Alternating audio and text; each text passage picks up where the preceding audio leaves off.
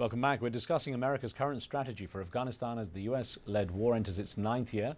I'm joined by retired Brigadier General Mark Kimmett, who served as Assistant Secretary of State for Political Military Affairs from 2008 to January of this year. He's with me here in the studio. And in San Francisco, California, we have Tamim Ansari, an Afghan-American writer.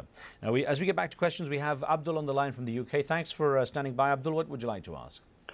Thank you. Well, my question was that, military solution, of course, is not the right solution for the Afghan war. Has the element of trust been given, consideration in this new strategy?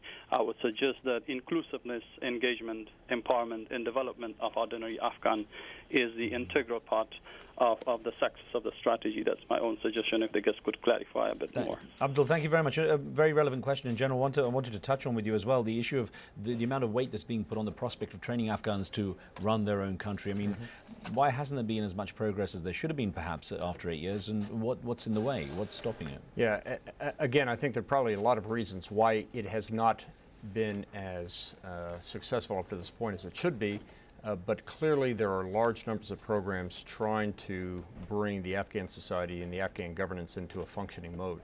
That is an area that I would suspect will come out of the strategy review as one of those areas of emphasis. I've got a question that came in. I want to put to Tamim Ansari. It came in from Facebook from Rashid Orakzai in Saudi Arabia. Tamim, he wrote in saying development, instead of chasing al-Qaeda and the Taliban, would turn the US failure into success, and the US should stop aiding Pakistan's military. Instead, it should strengthen the civil institutions to root out terrorism. And on this issue of empowering the Afghan people, to what extent has the US neglected the importance of building civil institutions or bringing them in to bring about change in Afghanistan? You lost the first part by putting the second part in, so I'm going to try to remember what he said.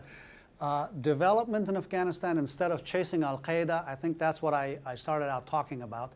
And I feel that, there are still parts of Afghanistan where American help would be welcomed, and those are the places that America should look to try to start some kind of programs that would be seen as seeds of hope rather than just coming in and fixing everything. America cannot fix Afghanistan, and it has to come to terms with the fact that even planting the seeds and hoping for the best isn't going to be everything we hope for. We got to let go a little bit, let this country just sort of develop and acquire some sense of sovereignty. But I also think that, any such project, the more that the United States can let it go and have it be conceived by Afghans and have it be an Afghan program, the less the success or failure of it would redound on Americans. Because I think one of the big things going on here is America needs a better image. It needs public relations victories in Afghanistan more than it needs military victories. General, on this point that Tamim Ansari is making, can America sort of be there but step back and let things happen, especially considering the politics, the election that's taken place and so on? And it touches into something we've got from the live station chat room from Sergio in Romania, who says, how come the warlord figures from the past are now transformed into politicians supported by Karzai and the US? Well, first of all, I think he's exactly right. It's not an issue of intent. Certainly it is the case that the more we can have the Afghans themselves take over, whether it's military, whether it's governance, whether it's economy, we want to hand those responsibilities over as soon as they are ready. But it's an issue of making sure that they are ready and capable, and not setting the bar too high that they have to be perfect. But there will be some time before it is good enough in all areas that they can start being handed over. But it is clearly the intent that handing over as much to the Afghans as quickly as possible is part of the objective. Well, of course, now the term AFPAC, talking about the Afghanistan-Pakistan axis is very much the sort of buzzword. Considering the focus on Afghanistan the way it is now, is the situation in Pakistan, which at one point was considered more serious than the situation in Afghanistan, is Pakistan being forgotten and neglected in the push in Afghanistan? Well, no, I don't think it is. In fact, as everybody says in this town, it is AFPAC. It's got to be part of a regional, comprehensive solution.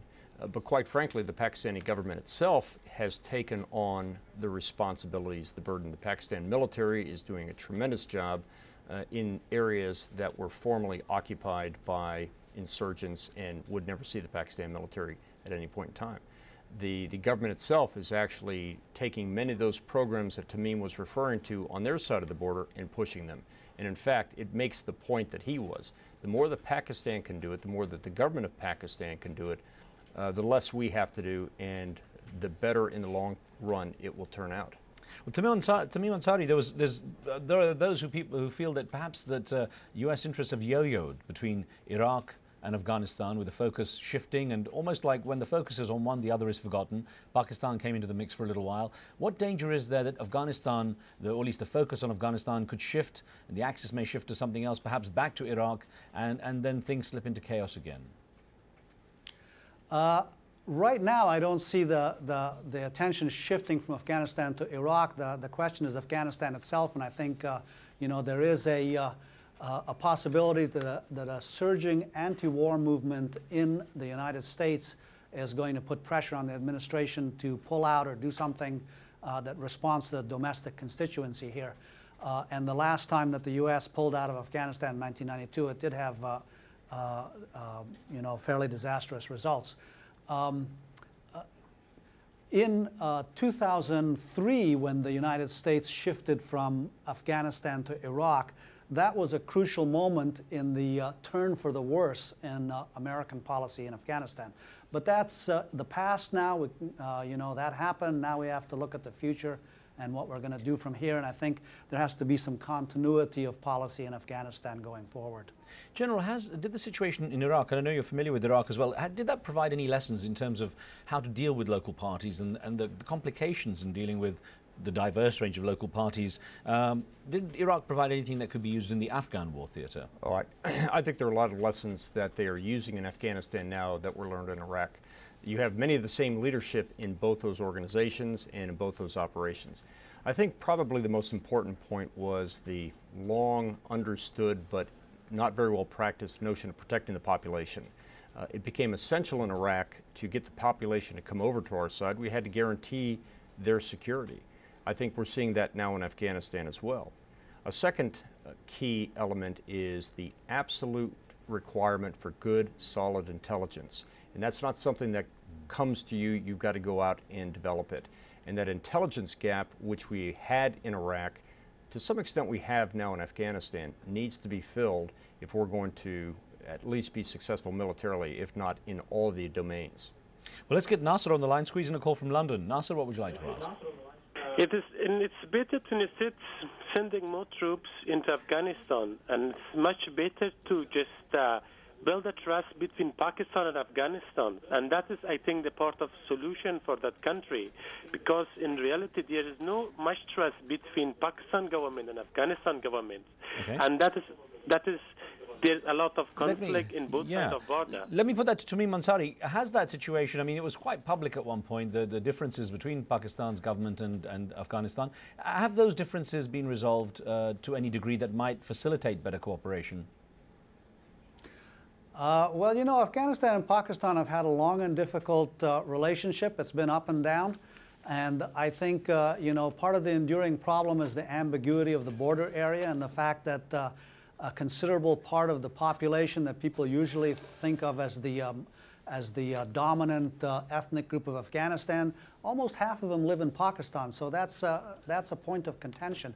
I think both countries have domestic problems they need to deal with, and that the more that they can deal with their domestic problems, Pakistan with the Swat Valley and all that business, and Afghanistan with its own fragmentation and ungovernability, the more that progress takes place within each country, the better they can deal with each other. Sadly, we've had so many more viewer questions coming, but we're out of time. Tamim Ansari, General, thank you very much for being with us. Thank you.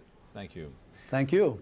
Thanks for your questions too. On the next show, is Yemen slowly becoming a failed state? For 2 months, the government's been engaged in a scorched earth offensive against the small Shia sect in the north of the country. Tens of thousands of refugees are looking for relief, and there are fears the instability is giving al-Qaeda a stronger foothold in the country. Join us with your questions and follow us on Facebook. If you've ever wondered how I came up with the music that you hear at the beginning or the end of the show, we've uploaded a short video that tells you the history behind it. That's it from me and the team. See you next time.